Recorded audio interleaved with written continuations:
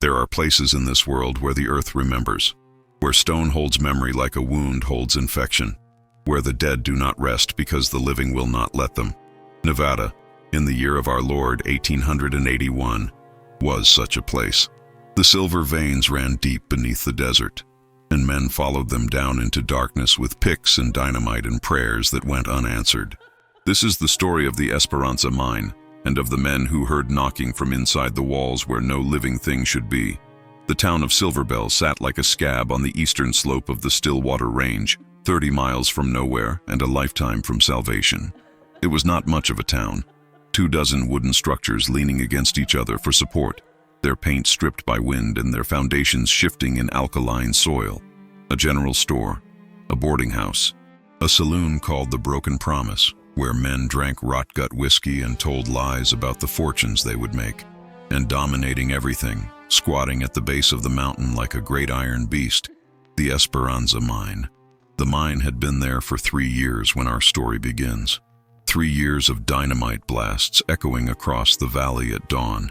3 years of ore wagons creaking down the mountain trail, their axles groaning under loads of silver-bearing rock.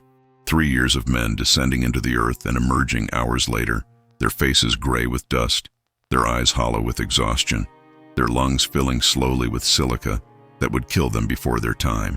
But the silver was good, and the pay was steady, and men have died for less throughout history. Thomas Brennan was 34 years old that autumn, though he looked older. The mine had aged him the way it aged all men, carving lines into his face like water cutting through limestone. He had come to Nevada from Pennsylvania, from the coal mines of the Allegheny, seeking something cleaner, something brighter than the black dust that had killed his father and his father's father before him. Silver seemed almost noble by comparison. Silver gleamed. Silver promised wealth instead of slow suffocation and darkness. He remembered his last day in Pennsylvania, standing at his father's grave in the hard October rain, watching the coffin being lowered into earth that was stained black from generations of coal dust. His mother had died 3 years earlier, also of the lungs, coughing blood into white handkerchiefs until there was no white left. The family plot was full of Brennans, going back 60 years, all of them killed by the same dark mineral that had also fed them, clothed them, given them purpose and identity, standing there in the rain, listening to the preacher drone meaningless platitudes about God's plan and eternal rest. Brennan had made a decision. He would not die underground like his ancestors. He would not let the darkness take him the way it had taken them. He would go west to the silver mines, where at least the metal was beautiful, where at least a man could tell himself he was extracting something precious, rather than just burning fuel for someone else's furnace. But Nevada had taught him that all mines are the same in the end. All extraction is violence against the earth. All tunnels lead down into darkness, and darkness does not care whether you are seeking coal or silver or gold. It takes what it wants regardless. He lived in the boarding house with 11 other miners, sleeping in shifts because there were only 6 beds. The room smelled of sweat and tobacco and the peculiar metallic odor that clung to men who worked underground. Mrs. Keller, who ran the boarding house, was a widow of indeterminate age, with hands like dried leather and eyes that had seen too much grief to register surprise at anything. She served beans and cornbread for breakfast, beans and salt pork for dinner, and asked no questions about where the men had come from or what they were running from. On the morning of October 7th, Brennan descended into the Esperanza Mine for the 342nd time. He knew the number because he had been keeping count in a small notebook, a habit left over from his Pennsylvania days when the coal company kept meticulous records of every shift, every ton extracted, every injury and death. The notebook was nearly full now, its pages stained with dust and sweat, its spine cracked from being carried in his back pocket. The shaft descended at a 40-degree angle, following the silver vein as it plunged into the mountain. Wooden support beams lined the passage, their surfaces rough-hewn and already weeping with moisture despite the desert climate above. Electric lights had been installed 6 months earlier, bare bulbs hanging every 20 feet from copper wire, casting harsh shadows that made the tunnel seem to breathe and pulse with each flicker of current. Before the lights, they had worked by candlelight and oil lamp, and Brennan was not certain the electricity was an improvement. The old flames had been kinder somehow, had softened the edges of the darkness instead of cutting it into such sharp, unforgiving contrasts. He worked in Shaft 7, the deepest section of the mine, 800 feet below the surface.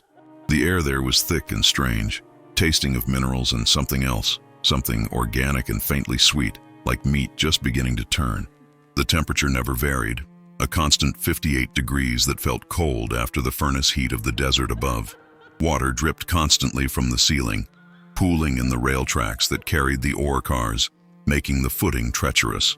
His partner that day was a man named Vicente Ortega, a Mexican who had been working the Esperanza longer than anyone, who knew its passages and chambers better than he knew the streets of the town above.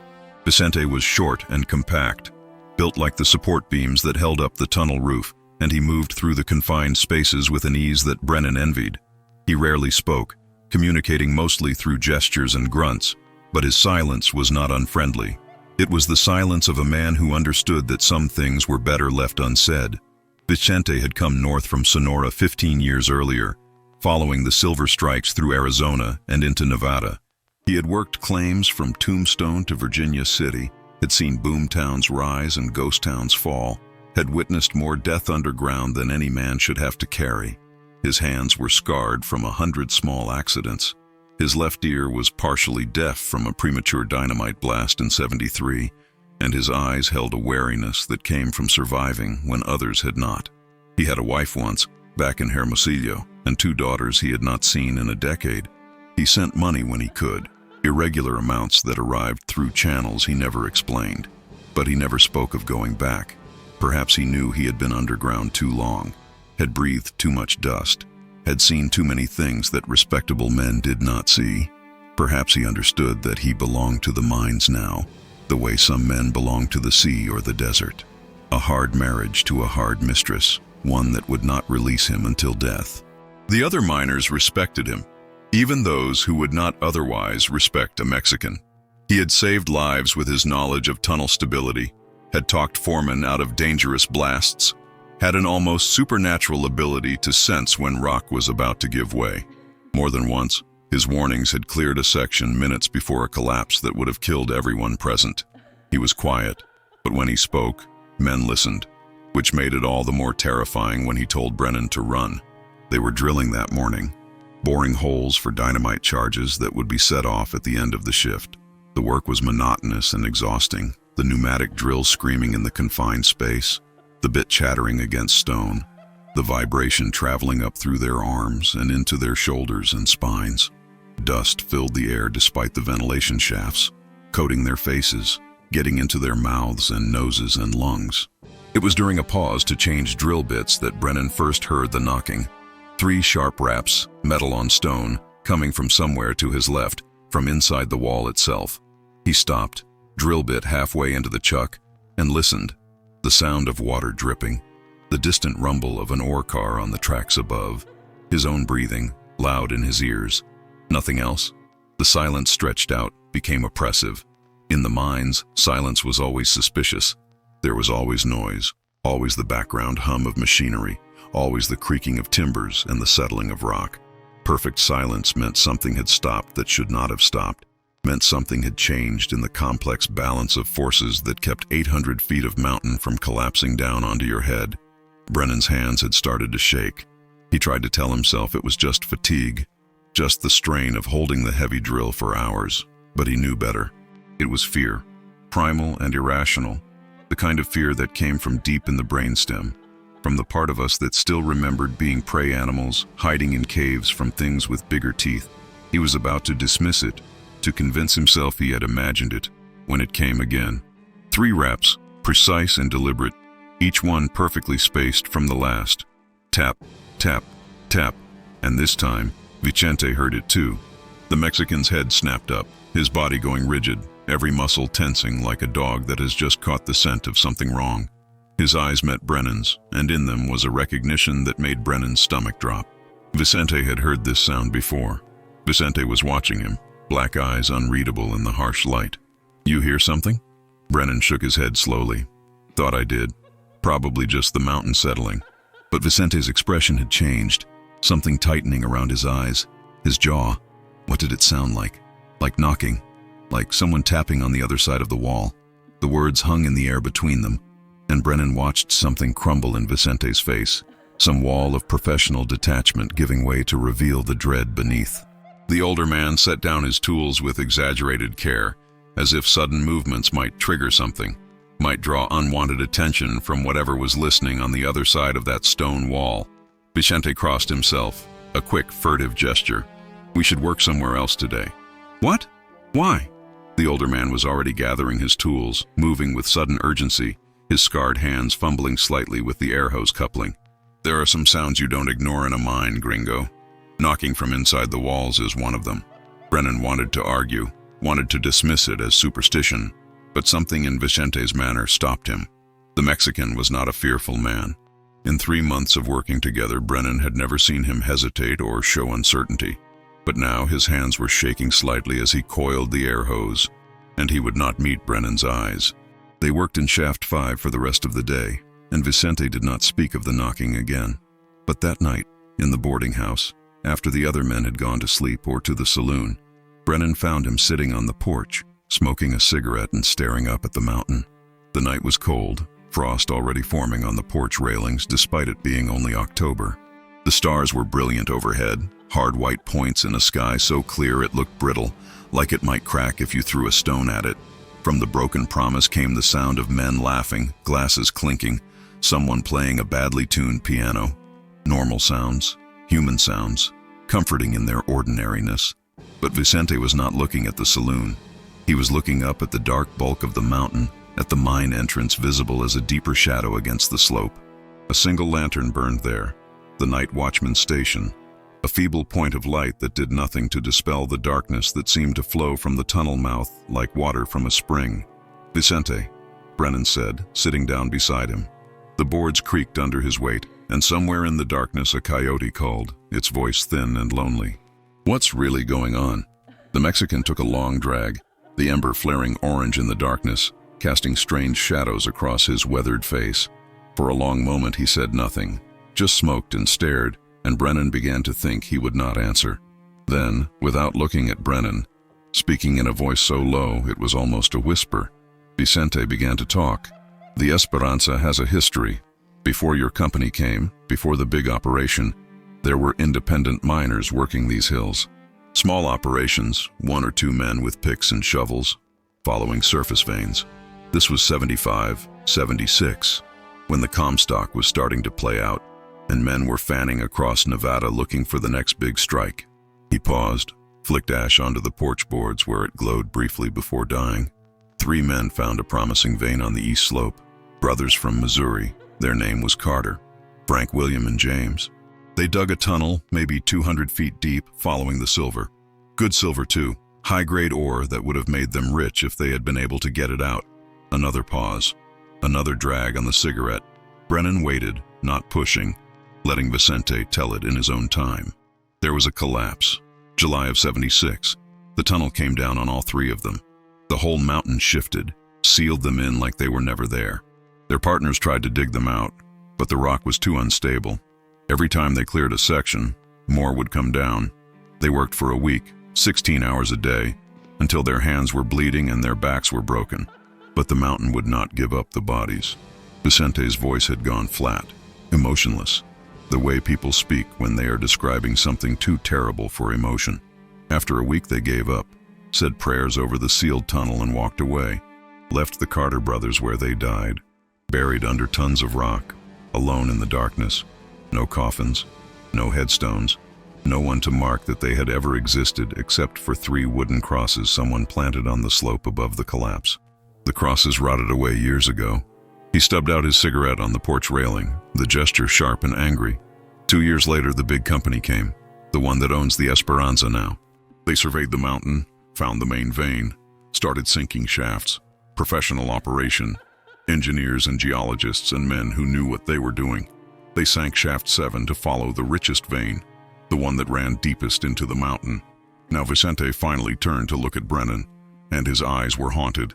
Shaft 7 passes within maybe 10, 15 feet of where those men are buried, sometimes closer. The engineers either did not know about the old tunnel or did not care. Either way, when we drill, when we blast, we shake the whole mountain.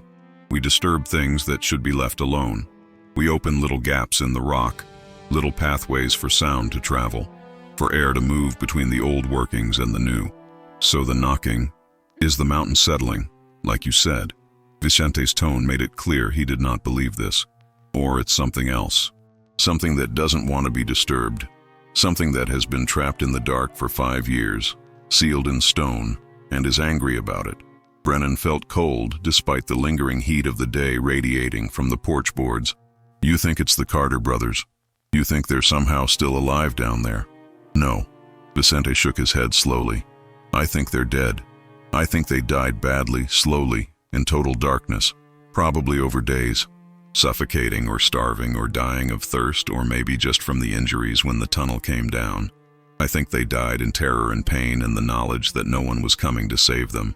And I think that kind of death leaves a mark, changes things, makes the boundary between here and there thinner than it should be. He stood up, stretched, his spine popping audibly. I've been in mines all my life, gringo. I've seen things that don't make sense. Lights that move by themselves in abandoned tunnels. Sounds of mining equipment running in sections where no one's working. Once, in Arizona, I saw a man walk around a corner and disappear. Just vanished, like he stepped through a door that the rest of us couldn't see. We searched for 3 days. Never found a trace. What are you saying? I'm saying that the Earth is old, older than we can understand. And in that age, it has absorbed things. Pain, death, the final moments of men who died badly. And sometimes, when you dig into it, when you crack it open with dynamite and drills, you release what was absorbed. You let it out. Brennan wanted to argue, wanted to dismiss it all as ghost stories, the kind of superstition that uneducated men clung to when they did not understand geology and physics. But he had heard the knocking. 3 deliberate raps, precise and purposeful. Nothing like the random creaks and groans of settling rock. And Vicente was not an uneducated man. Vicente knew mines better than anyone Brennan had ever met. If Vicente believed there was something wrong with Shaft 7, then there was something wrong with Shaft 7. He slept poorly that night, and when he did sleep, he dreamed of men trapped in darkness, their fingers bloodied from clawing at stone, their voices hoarse from screaming until their throats gave out, their eyes wide and unseeing in a blackness so complete it had weight and texture. He dreamed of being buried alive, of feeling the mountain pressing down from above, of breathing air that was running out, of knowing with absolute certainty that this was how it would end, that the darkness would be the last thing he ever knew. The next morning, he descended into Shaft 7 again. The foreman, a thick-necked German named Kleist, had assigned them back to their regular position. There was work to be done, holes to drill, charges to set. The mine did not care about superstition or fear or the stories men told themselves in the dark. The mine only cared about silver. Brennan tried to focus on the work, on the physical reality of drill and stone and the ache building in his shoulders. But he could not stop listening. Every sound seemed amplified, suspicious. The drip of water became footsteps. The groan of timber became voices. His nerves were stretched taut, waiting for something, though he could not have said what. It came just before noon, during lunch break. The other crews had gone topside, but Brennan and Vicente had stayed below, preferring to eat their dry sandwiches in the relative cool of the tunnel, rather than make the long climb up and down. They sat with their backs against the wall, chewing in silence, when the knocking came again. This time it was louder. 5 distinct raps, evenly spaced, coming from the same section of wall as before. Then, after a pause of perhaps 10 seconds, 5 more. A pattern, a rhythm. Someone was trying to communicate. Vicente was on his feet instantly, sandwich forgotten, backing away from the wall. We need to leave. Now. But Brennan was moving toward the sound, pressing his ear against the cold stone. He could feel it now, feel the vibration of each impact traveling through the rock. It was not the mountain settling. It was not some acoustic trick of the tunnels. It was deliberate. It was intentional. "Hello?" he called, his voice sounding foolish even to his own ears. "Can you hear me?" The knocking stopped. The silence that followed was profound, absolute. Even the water had stopped dripping. Even the distant sounds of the mine had faded away. It was as if the entire mountain was holding its breath. Then, from somewhere much closer than before, somewhere directly behind the wall where Brennan had his ear pressed, he heard breathing. Long, labored, wet breaths, like lungs filled with fluid trying desperately to pull in air.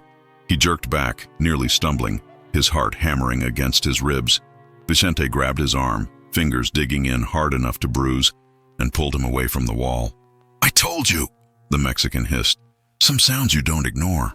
They worked in Shaft 3 for the rest of the week. Kleist was not happy about the reassignment, grumbling about productivity and quotas. But Vicente was senior enough, respected enough, that his request was granted without too much argument. The other miners asked no questions. They knew better. The Esperanza had a reputation, had claimed enough lives over 3 years that men had learned to trust their instincts about which sections of the mine felt wrong. But the knocking did not stop. Other crews working Shaft 7 reported hearing it. At first, just occasionally, once or twice per shift, then more frequently. By the end of the second week, it was constant, an irregular percussion that seemed to come from different locations, as if whatever was making the sound was moving through the rock itself. The foreman tried to dismiss it. Thermal expansion, he said. The vibration of machinery, he said.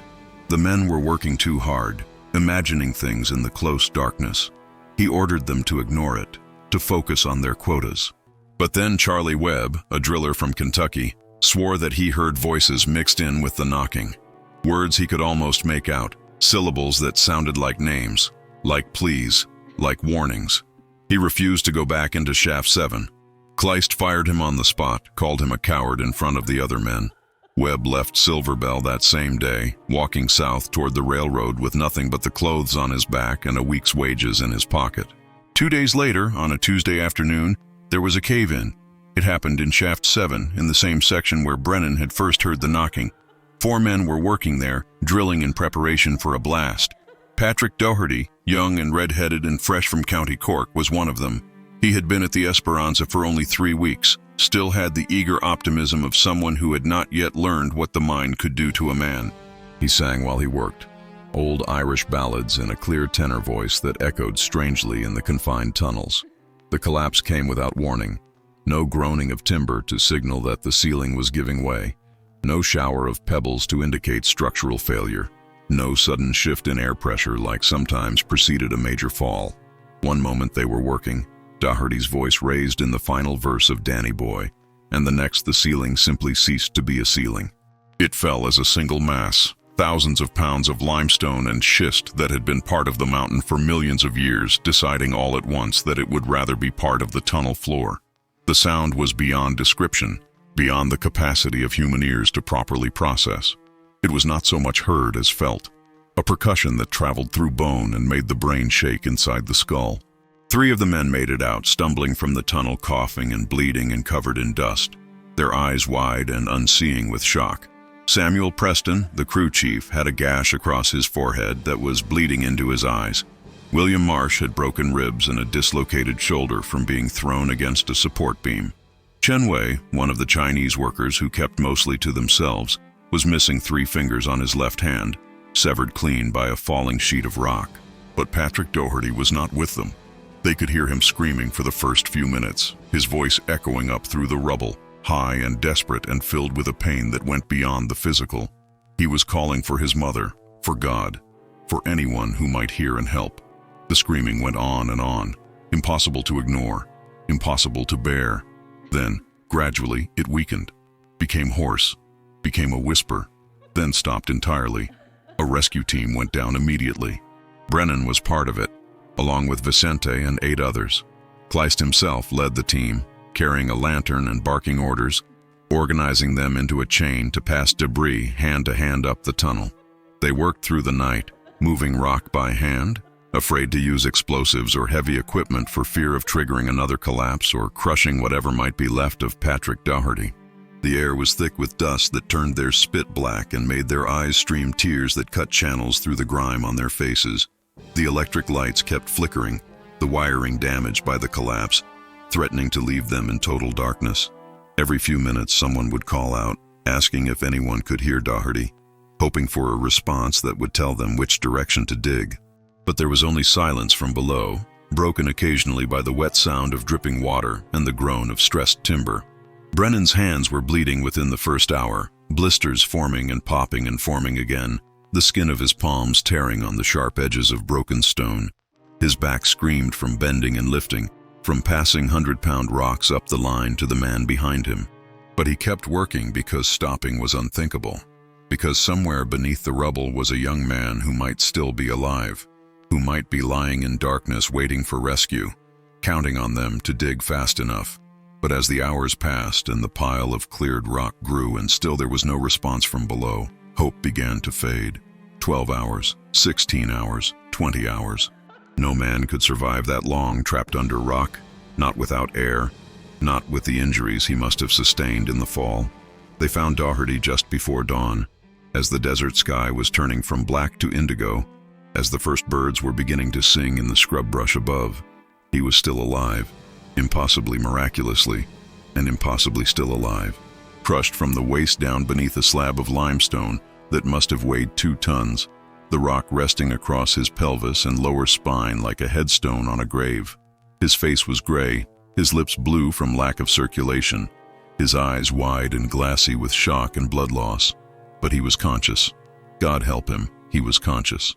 Brennan was the first to reach him, crawling through the gap they had cleared, his lantern held before him. When the light fell on Doherty's face, the young man's eyes focused briefly, recognition flaring there, and his mouth moved. He was mumbling something, the same words over and over, but so quietly that Brennan had to lean close to hear.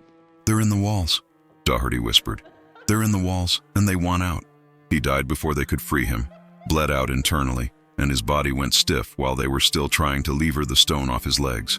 They brought him up anyway, wrapped in a tarp, carried by 4 men who would not speak of what they had heard him say in his final moments. The mine shut down for 3 days. An inspector came from Carson City, examined the collapse, declared it an unfortunate accident caused by unexpected geological instability. He recommended additional support beams in Shaft 7 and a review of safety protocols. He made no mention of knocking or voices or the strange wet breathing that could sometimes be heard coming from inside the walls. Work resumed on Saturday. The company could not afford extended closures, not with the silver prices what they were. Additional support beams were installed in Shaft 7, massive timbers that smelled of pine sap and creosote. The collapsed section was sealed off with a heavy wooden wall, and work continued in the adjacent chambers. Brennan requested a transfer to surface work. He was denied. His skills were needed underground, Kleist said. The mine was short-staffed already, could not afford to lose experienced drillers. If he did not like the conditions, he was free to seek employment elsewhere. But there was no employment elsewhere. Silverbell existed because of the Esperanza. Without the mine, there was nothing. No reason for the town, no reason for the people who lived there. And Brennan had nowhere else to go. No money saved, no prospects. He was trapped just as surely as those 3 men had been trapped in the old tunnel back in '76. So he went back down. The knocking started as soon as they began drilling. It was louder than Brennan had ever heard it, a thunderous hammering that seemed to come from everywhere at once, from above and below and all around. Not the tentative tapping of before, not the careful rhythm of something trying to communicate, but something desperate, something frantic, something that had been held back for too long and could no longer contain itself. The electric lights flickered with each impact, the bulbs dimming and brightening in sync with the percussion, as if the knocking was drawing power directly from the electrical system. Dust sifted down from the ceiling in continuous streams, coating everything in fine gray powder that got into eyes and mouths and lungs. The walls themselves seemed to vibrate, a low-frequency hum that traveled through the rock and into the bones of anyone standing close enough. Vicente was shouting something, his words lost in the cacophony, his face a mask of terror in the stuttering light. He was already moving toward the tunnel entrance, not running yet, but moving with the controlled urgency of someone who knows that panic will kill you faster than any external danger. But Brennan stood frozen, drill in hand, watching the wall come apart. "We need to stop," Vicente shouted over the noise, his voice raw. "We need to get out of here, now." But even as he said it, they heard the sound that would haunt Brennan's nightmares for the rest of his life. The sound of stone cracking, not the sharp report of rock splitting under stress. The familiar sound that every miner learns to recognize and fear. This was different, slower, more deliberate, like ice breaking up on a frozen lake in spring, that deep grinding fracture that speaks of fundamental structural failure.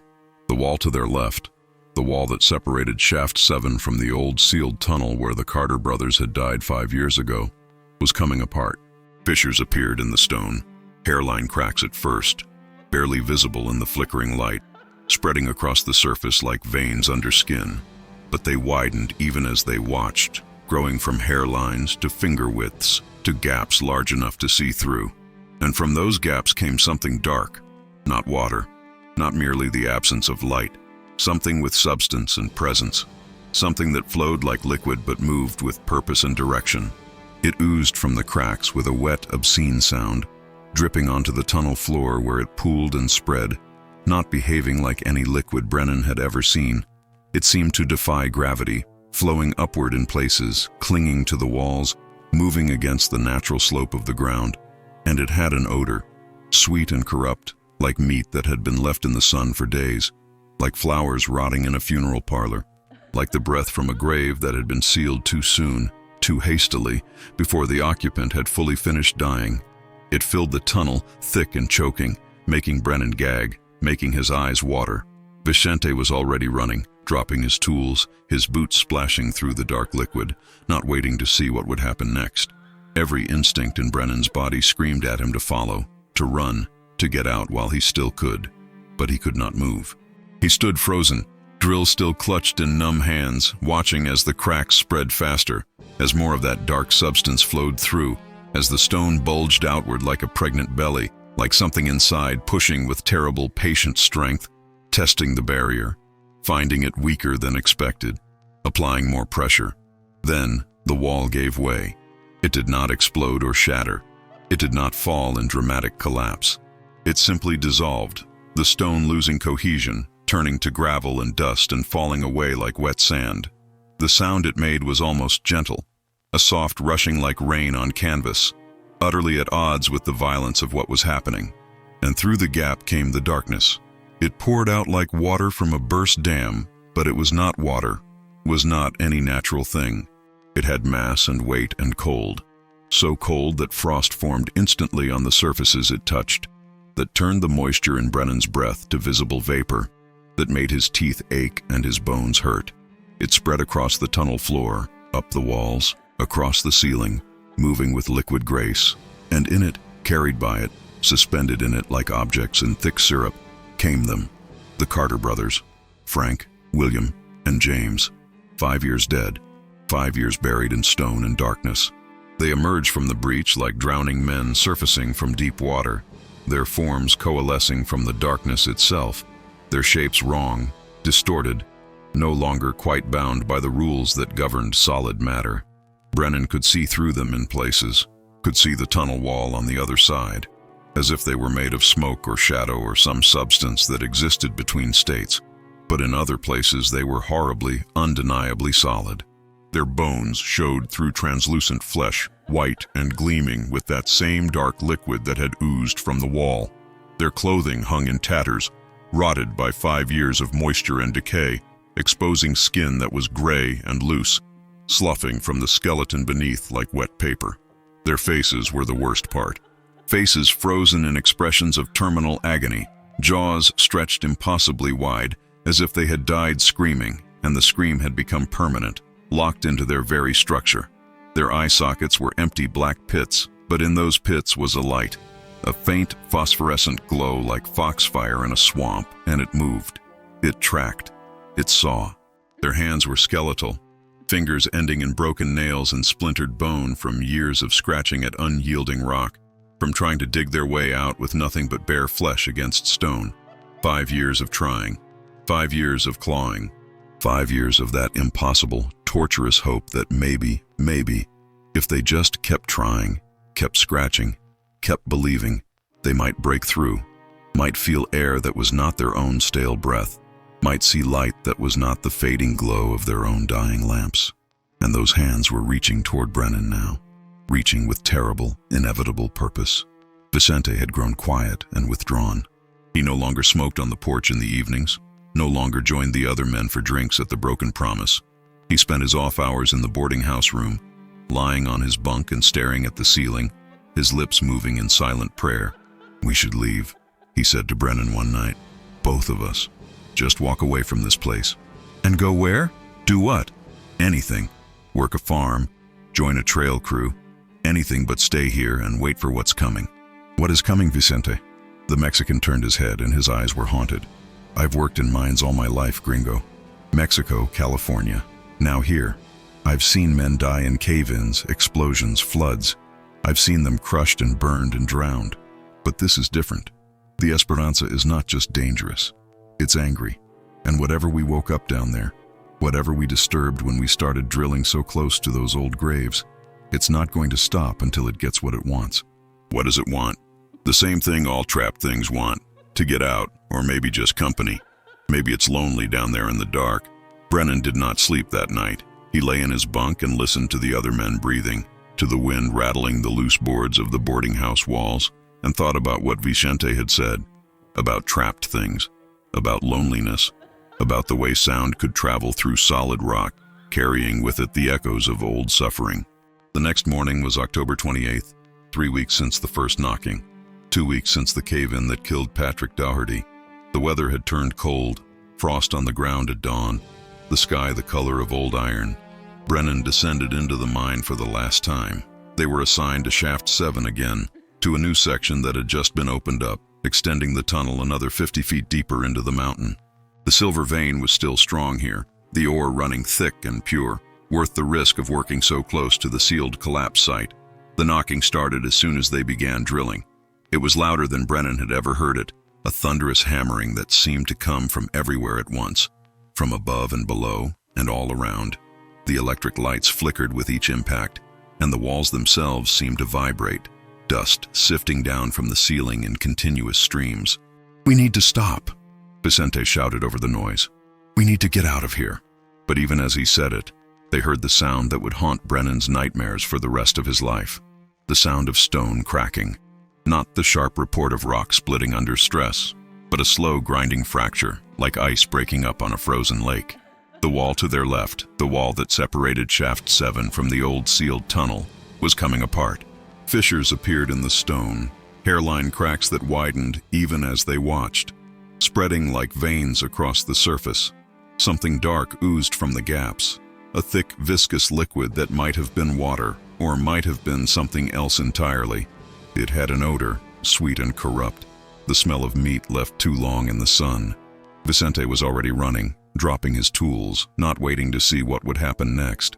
Brennan should have followed. Every instinct screamed at him to run, to get out, to put as much distance between himself and that cracking wall as possible. But he could not move. He stood frozen, watching as the cracks spread, as the stone bulged outward, as something on the other side pushed and pushed and pushed with terrible, patient strength. Then the wall gave way. It did not explode or shatter. It simply came apart, dissolving into rubble and dust. And through the gap came the darkness. Not the ordinary darkness of a sealed tunnel, but something deeper, something absolute. A darkness that seemed to have weight and substance, that flowed like water or smoke, but was neither. And in that darkness, Brennan saw them. 3 figures, gray and twisted, their bodies wrong in ways he could not fully comprehend. They had been men once, before the collapse, before 5 years of entombment in stone and earth. But whatever they were now, humanity was only a memory, a ghost of shape clinging to something far older and more fundamental. Their faces were the worst part, faces frozen in expressions of terminal agony, jaws stretched impossibly wide, eye sockets empty and weeping that same dark liquid that oozed from the broken wall. Their hands were skeletal, fingers ending in broken nails and splintered bone from years of scratching at unyielding rock. And they were reaching for him. Brennan ran. He ran through Shaft 7, stumbling over rail tracks, bouncing off support beams, his lantern swinging wildly and casting insane shadows on the tunnel walls. Behind him, he could hear them coming, could hear the wet, dragging sound of their movement, could hear the clicking of bone on stone. The tunnel seemed to stretch impossibly long, the exit receding with each step rather than growing closer. His lungs burned. His legs felt like lead. But he ran because stopping meant death, meant joining them in that terrible darkness, meant becoming something that was no longer quite dead, but could never truly be alive. He burst out of the shaft entrance into the main gallery, where a dozen men were taking their lunch break. They stared at him, at his wild eyes and bleeding hands and the terror written across his face. "Seal it," he gasped. "Seal the shaft. Seal it now. What happened? Kleist demanded, grabbing his shoulder. Where's Ortega? Brennan could not answer, could only point back at the tunnel entrance, where the darkness was beginning to seep out like smoke. Then Vicente came stumbling out, his face ashen, his shirt torn, a long scratch down his left arm that was not bleeding but oozing that same dark liquid Brennan had seen coming from the wall. The Mexican collapsed to his knees, crossing himself over and over, his lips moving in frantic prayer. And from the tunnel behind him, from deep in Shaft 7, came the sound of knocking. But it was different now. Not the pattern from before, not the regular rhythm of something trying to communicate. This was the sound of many hands, dozens of them, hundreds perhaps, pounding on stone from the inside. The sound of every man who had ever died in the Esperanza Mine, every soul trapped in the rock, all waking up at once, all trying to get out. Kleist, to his credit, did not hesitate. He ordered the shaft sealed immediately, had men rolling ore cars into the entrance, packing them with rubble and timber, building a wall 6 feet thick. They worked in shifts through the day and night, and all the while the knocking continued, growing louder, more frantic. On the second day, cracks began to appear in the seal they had built. The foreman ordered it reinforced, had concrete brought up from Reno, 3 wagon loads of it. They mixed it with aggregate and poured it into the entrance, creating a solid plug 20 feet deep. The knocking continued for another week, then gradually faded. By mid-November, it had stopped entirely. The mine was quiet again, or as quiet as any mine ever is, but they never reopened Shaft 7. The owners declared it played out, claimed the vein had run too deep to be profitable. New shafts were sunk on the western slope, away from the old workings, away from whatever lay sealed behind 20 feet of concrete and stone. Brennan left Silverbell 3 days after the sealing. He could not bear to stay, could not sleep without seeing those twisted gray figures in his dreams, without hearing the wet sound of their approach. He went to California, found work in the citrus groves near San Bernardino, spent his days in sunshine and open air, and tried to forget the things he had seen in the darkness beneath the mountain. But he never truly forgot, could never forget. The memory stayed with him like a scar, like damage to something fundamental that would never quite heal. Vicente stayed longer, stayed until the following spring when the Esperanza finally closed.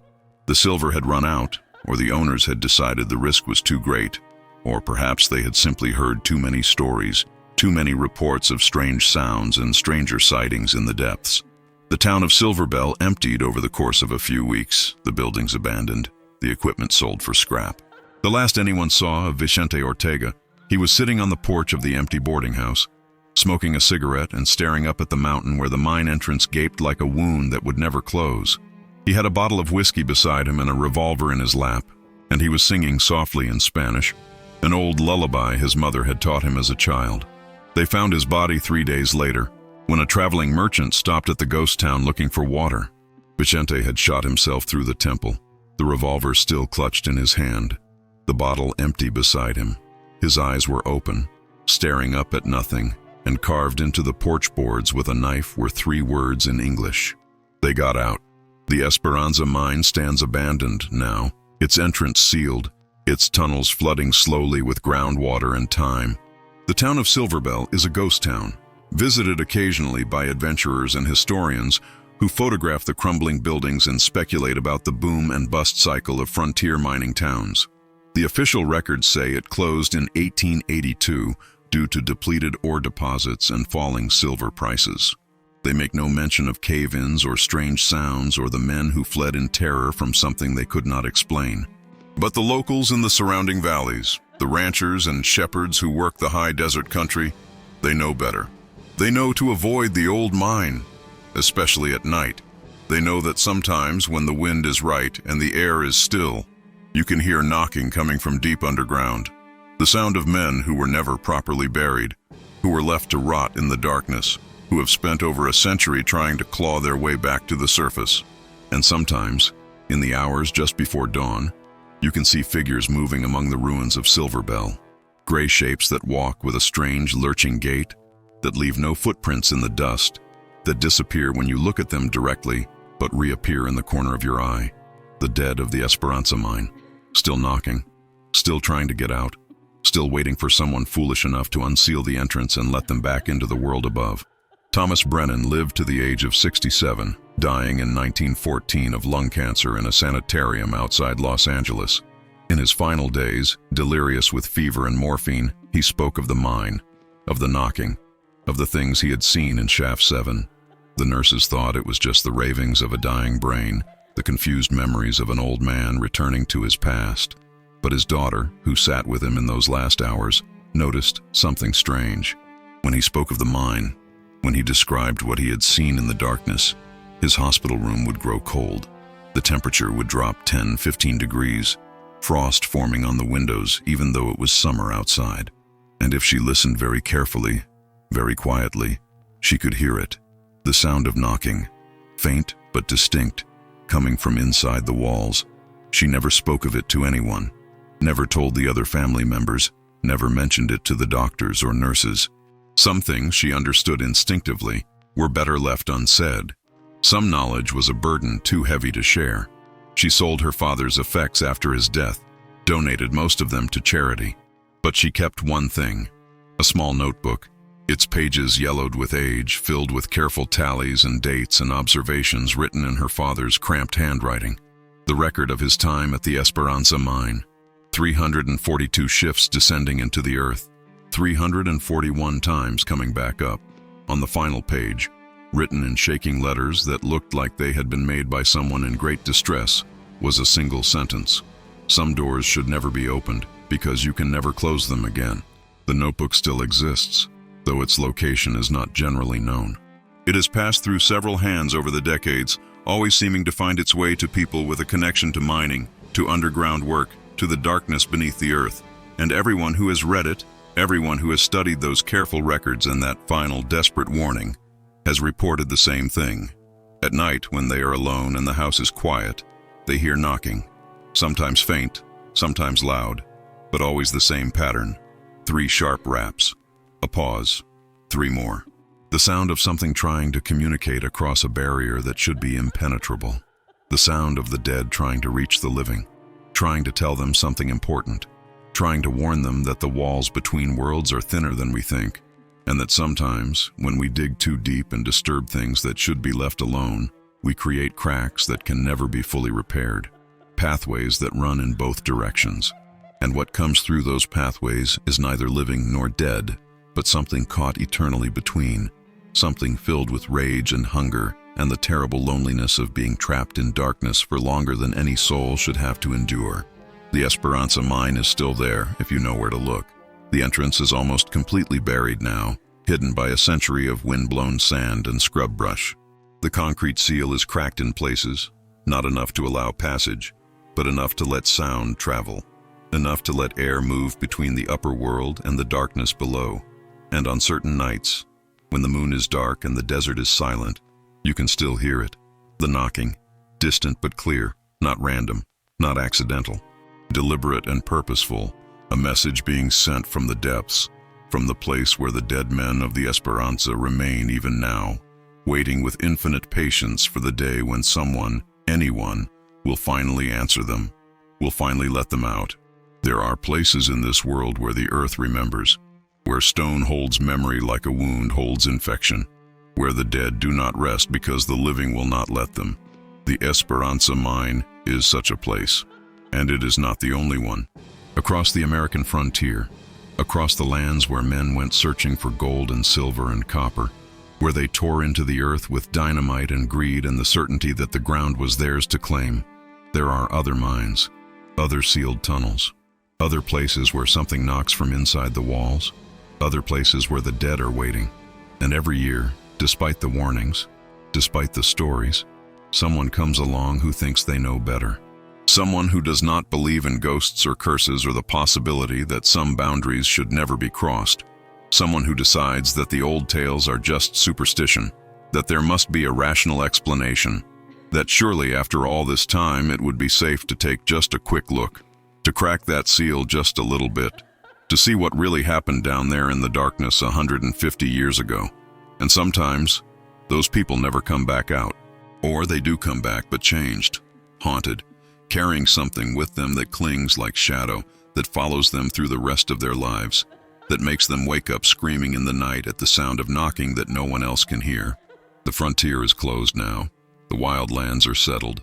The mountains have been mapped and the deserts have been crossed, and there are no blank spaces left on the charts.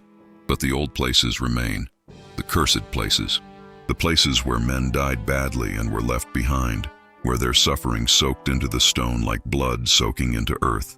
And in those places, if you listen very carefully, very quietly, you can still hear them, the voices of the frontier dead, calling out across the years, asking to be remembered, asking to be released, asking, always asking, for someone to open the door and let them back in. But the wise know better than to answer. The wise know that some doors, once opened, can never be closed again. That some things, once released, can never be put back. That the dead should stay dead, should remain in their graves, should not be given the chance to walk among the living again. Because whatever comes back is never quite what went in. Never quite human. Never quite right. The Esperanza Mine keeps its secrets still. The concrete holds. The seal remains intact, at least for now. But concrete cracks with age and pressure. Seals degrade. And underneath, in the flooded tunnels 800 feet below the desert floor, in the darkness where no light has shone for over a century, something is still moving, still knocking, still waiting with the infinite patience of the dead for the day when the barrier finally fails, for the day when they can finally get out. And on that day, when the seal breaks and the darkness flows free, when the things that were once men emerge into the sunlight for the first time in 150 years, we will understand at last what Thomas Brennan understood in that terrible moment in Shaft 7, what Vicente Ortega understood as he sat on that porch with a gun in his hand and death in his eyes, that some frontiers were never meant to be crossed, that some treasures are not worth their cost, that in our greed and our arrogance and our certainty that we have mastered the natural world, we sometimes wake things that should have been left sleeping, things that remember, things that hunger, things that will not stop knocking until someone, finally, inevitably, opens the door and lets them in. The mine where the dead kept knocking from inside the walls. A story from the cursed frontier. A warning from the past. A prophecy for the future. Remember it. Heed it. And if ever you find yourself standing before a sealed mine entrance, hearing sounds that should not be there, feeling cold air flowing from cracks in ancient concrete, smelling that sweet corrupt odor of death and decay, and something worse than either, do not investigate. Do not try to help. Do not convince yourself that it is just your imagination or natural phenomena or anything explainable by science and reason. Just walk away. Walk away and do not look back. Because some questions are better left unanswered. Some mysteries are better left unsolved. And some doors should remain forever closed. The dead of the Esperanza are still knocking, still waiting, and they have all the time in the world.